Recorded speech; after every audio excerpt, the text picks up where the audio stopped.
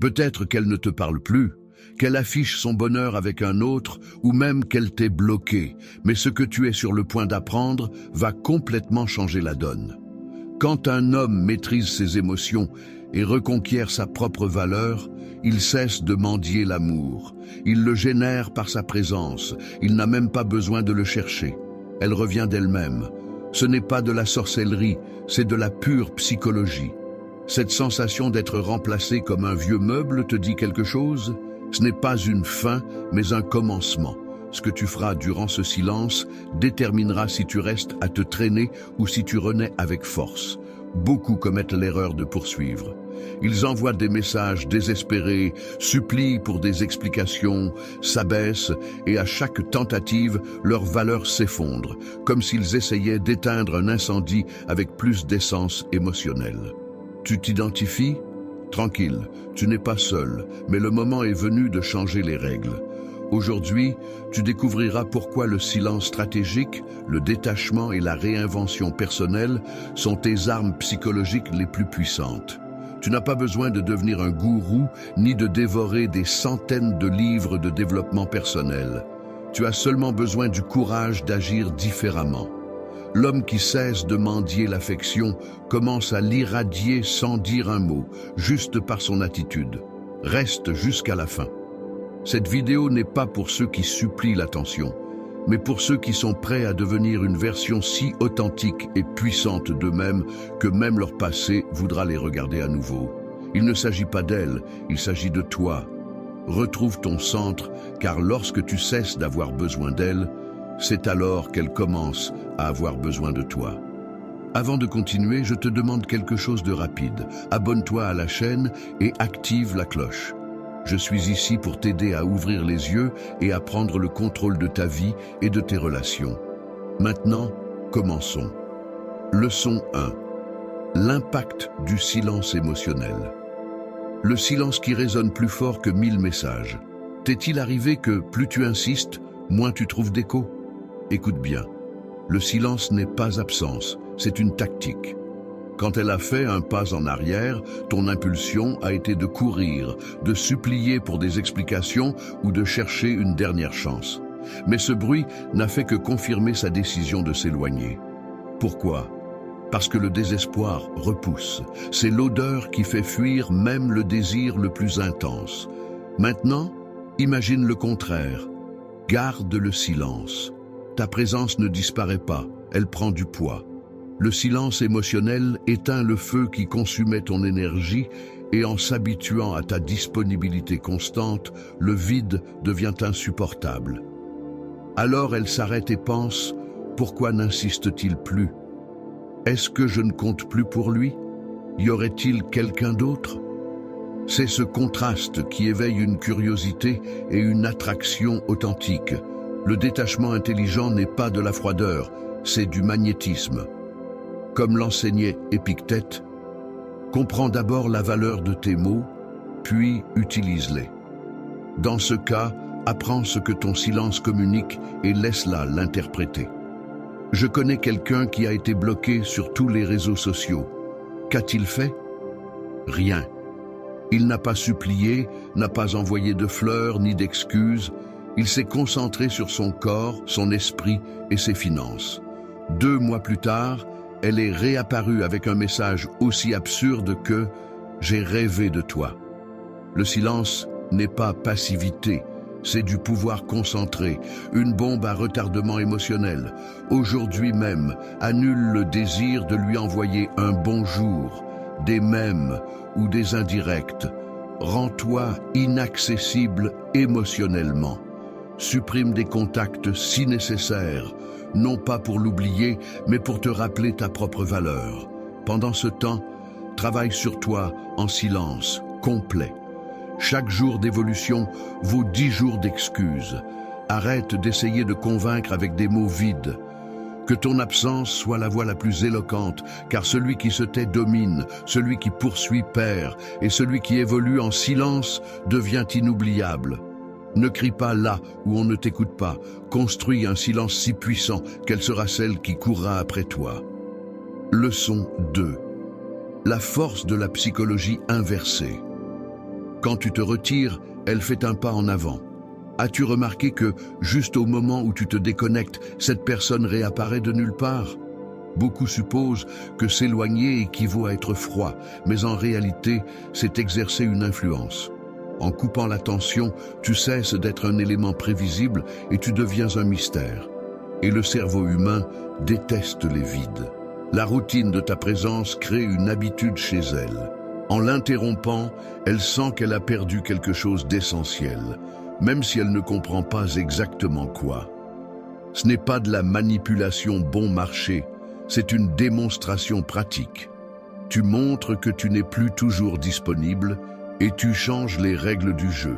Ce n'est pas l'orgueil qui motive ton silence, mais la sagesse. Marc Aurèle disait « La meilleure vengeance est de ne pas se comporter comme son ennemi ». Ici, cela signifie « Ne mendie pas l'attention et ne tombe pas dans les drames. Réponds avec concentration et avec la version améliorée de toi-même. Au lieu de réagir, agis avec stratégie. Cette tranquillité déconcerte n'importe qui. Je te raconte un cas réel.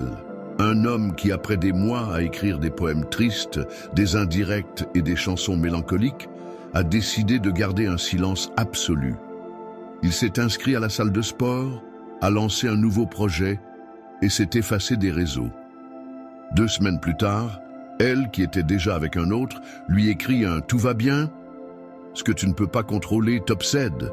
Applique le contact zéro pour de vrai. Ne regarde pas ses stories, n'envoie pas de messages, ne fouine pas sur ses réseaux. Remplis ton temps avec ta croissance. Entraîne-toi, travaille, apprends, vis. Chaque minute sans elle devient ton progrès. Ton retrait n'est pas de l'indifférence, c'est un repositionnement stratégique. Arrête d'essayer d'être rappelé. Deviens quelqu'un d'impossible à oublier. Parce que lorsque tu transformes ton énergie, tu changes complètement les règles du jeu. Tu n'es plus une option parmi d'autres. Tu es l'homme qui ne supplie plus parce que maintenant, on te choisit. Leçon 3. La renaissance personnelle comme aimant d'attraction.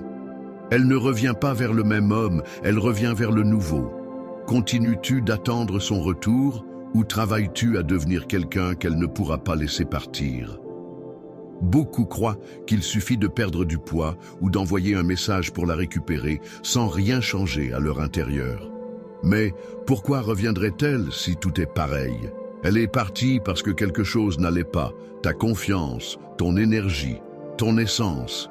La renaissance personnelle n'est pas une ruse pour la séduire, mais une nécessité pour toi-même.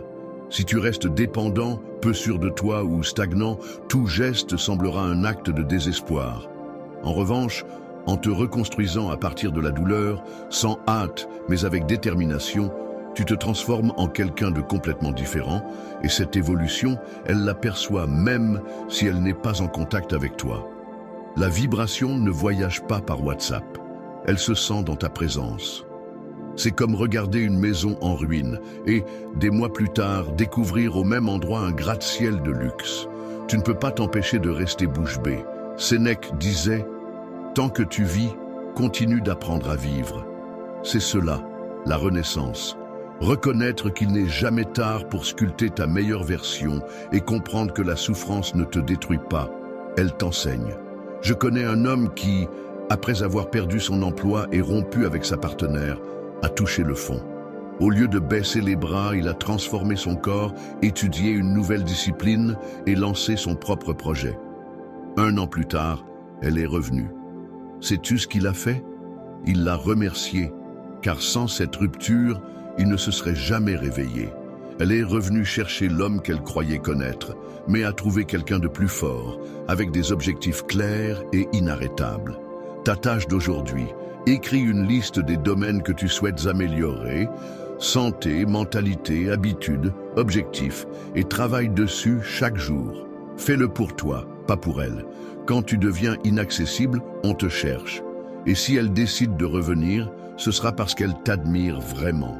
Arrête de mendier des opportunités. Construis une vie si puissante que ce sera elle qui devra te la supplier.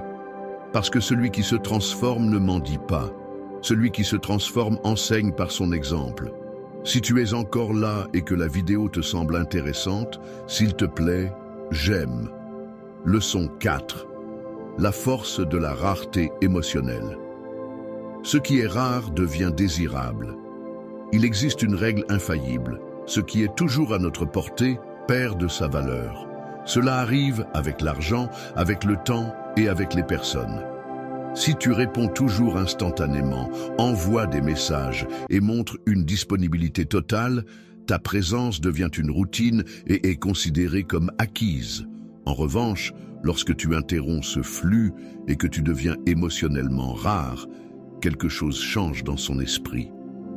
Elle se demande « Que s'est-il passé ?» Elle se demande si tu ne tiens plus à elle. Elle ressent ce vide si intense qui éveille sa curiosité et son désir. Cette sensation est plus puissante que n'importe quelle déclaration d'amour. Tu cesses d'être sa sécurité et tu deviens une énigme. C'est comme le pain quotidien que personne n'apprécie jusqu'à ce qu'il disparaisse, ou la plante qui se fane quand on cesse de l'arroser. Sénèque nous le rappelle. Nous ne valorisons ce que nous avons que lorsque nous le perdons. Mais le véritable stoïcien n'agit pas pour gagner la reconnaissance, mais pour rester ferme dans son objectif. Sa présence irradie la force, son absence, un écho puissant. Je connais quelqu'un qui est passé d'une disponibilité constante à se concentrer sur l'entraînement, les voyages et sa croissance, sans prononcer une seule indirecte. Il n'a ni bloqué ni supplié. Il a simplement cessé de répondre instantanément. Au bout de quelques semaines, elle est revenue, déconcertée, cherchant des explications, mais il n'était plus au même endroit émotionnellement. Ta mission d'aujourd'hui, limite ta disponibilité pour de vrai. Il ne s'agit pas d'un jeu d'ego, mais de te consacrer à construire ta propre vie. Si elle veut de tes nouvelles, qu'elle fasse l'effort de te trouver. Être émotionnellement rare n'est pas être cruel, c'est être sage. Pendant que tous poursuivent, toi, tu avances d'un pas ferme vers ton centre. Et ça, mon ami, non seulement ça se remarque, mais ça se désire. Leçon 5. Le piège du contact constant et l'aimant du silence. Ce qu'elle ne sait pas de toi la rend folle de curiosité et le silence vaut plus que 1000 messages. Après une rupture, beaucoup tombent dans la tentation de rester toujours présent. Messages, appels, comment vas-tu ? Ils pensent que, s'ils ne la lâchent pas, elle remarquera leur valeur. Erreur.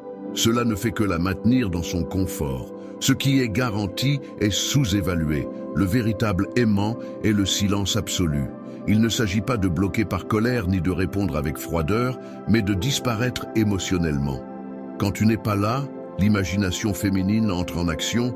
Est-il avec quelqu'un de nouveau? M'a-t-il déjà oublié? Pourquoi n'apparaît-il pas? Ce vide l'obsède, comme une série qui cesse soudainement d'être diffusée. Le spectateur désespère et crée des théories. Tu deviens son énigme. Épictète disait « N'explique pas ta philosophie, vis-la. Applique cela à l'éloignement. N'annonce pas ton retrait. Vis ta distance sans chercher de permission ni donner d'explication. Le silence s'impose de lui-même. J'en connais un qui, après avoir été bloqué par elle, n'a pas envoyé un seul message. Il s'est concentré sur sa croissance personnelle et, des mois plus tard, elle l'a contacté depuis un autre compte juste pour savoir comment il allait. Ce n'était pas une coïncidence, c'était le pouvoir de ne pas être disponible. Ce que l'on ne peut pas avoir est désiré avec plus de force. Alors, transforme ton absence en énigme. Chaque jour de silence doit être accompagné de ton propre progrès. Travail, études, projet. Lorsque tu réapparaîtras, si tu décides de le faire, sois un homme différent. Celui qui est toujours disponible devient ordinaire. Celui qui disparaît avec un but génère l'intrigue. Et de l'intrigue naît le désir. Si tu continues à parler sans arrêt, tu ne laisses pas d'espace pour que tu lui manques. Mais si tu te tais avec intention, elle criera ton nom intérieurement. Agis comme quelqu'un d'irremplaçable, car lorsque tu cesses d'avoir besoin d'elle, tu commences à récupérer ton pouvoir réel. Si tu es arrivé jusqu'ici, c'est que tu en as déjà marre de supplier l'affection. Aujourd'hui, tu as compris qu'il ne s'agit pas de trucs, ni d'attendre passivement qu'elle revienne, mais de cesser d'orbiter autour de celle qui n'est plus là, et de commencer à tourner autour de ta propre croissance. Chaque jour de silence est un pas vers ta version la plus forte et la plus inaccessible. Si tu es prêt pour le défi, écris dans les commentaires « Je commence le défi aujourd'hui » et reviens dans une semaine pour nous raconter tes progrès. Le silence intentionnel, la rareté émotionnelle et le détachement ne sont pas des punitions. Ce sont des stratégies puissantes de transformation. Ce sont des actes de courage qui te sortent du rôle de victime et te mettent au volant de ta propre histoire. Parce que la partie la plus douloureuse d'une rupture n'est pas de perdre l'autre personne, mais de te perdre toi-même. Et aujourd'hui, tu es en chemin pour te récupérer complètement. Ce trajet n'est pas le plus confortable. Il peut être solitaire et plein d'insécurité, mais c'est le plus efficace. Non seulement tu restaureras ton équilibre émotionnel, mais tu te forgeras pour n'importe quel défi, relation ou épreuve à venir. Aujourd'hui, peu importe comment faire pour qu'elle revienne, mais comment t'assurer de ne plus jamais te perdre pour quelqu'un d'autre. Défi de 7 jours d'évolution stoïcienne. Ne la cherche pas, ne lui écris pas, ne regarde pas ses réseaux. Consacre chaque journée à ta renaissance. Entraîne-toi, lis, apprends et travaille sur ce projet que tu avais laissé en suspens. Ce n'est pas un défi de plus. C'est ton premier pas vers une mentalité stoïcienne, un autocontrôle absolu et une estime de soi inébranlable. Lève les yeux. La douleur ne te définit pas, tes actions, si. Tu n'es pas dans ce monde pour être la deuxième option de qui que ce soit. Tu es ici pour être la priorité dans ta propre vie. Si ce contenu t'a secoué, abonne-toi, active la cloche et rejoins notre communauté d'hommes qui ont cessé de mendier et ont commencé à agir. On se voit dans la prochaine vidéo.